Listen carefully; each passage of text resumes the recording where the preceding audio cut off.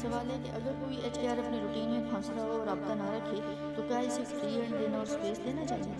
ऐसा है कि उस्ताद अगर दिल से पावर देते हुए एचकेआर के साथ दिल का रब्ता रखे तो खुद महसूस करेगा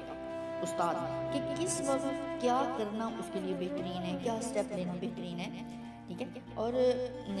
आप उसको समझा सकते हैं कि रूटीन में किस तरह से राब्ता बहाल रखा जा सकता है, एचकेआर भी बता सकते हैं, और किस तरह ज़िंदगी के अपने मामूलात और मामलात चलाते हुए उस्ताद के साथ राब्ता कायम रख के रहनुमाई लेना उसके लिए मुमकिन है। इससे आप इस तरह भी मदद दे सकते हैं कि जिस तरह ज़ाहिर है आपकी भी अपनी एक रूटीन लाइफ जिसमें आपके मामूलात थे और उसमें आपने रहते हुए यहाँ वर्कर बनने तक, आगे केसेस लेने तक का जो सफ़र एक एचकेआर के तौर पर शुरू किया था, उसमें जैसे जैसे आपने अपना टाइम मैनेज किया था, अपनी सेटिंग की थी, अपने मामलात के साथ आपने अपने इस्लाह की राह के सफ़र को भी चलाया था, तो आप उस हवाले से भी उसको गाइड कर सकते हैं और बता सकते हैं अपनी मिसाल भी।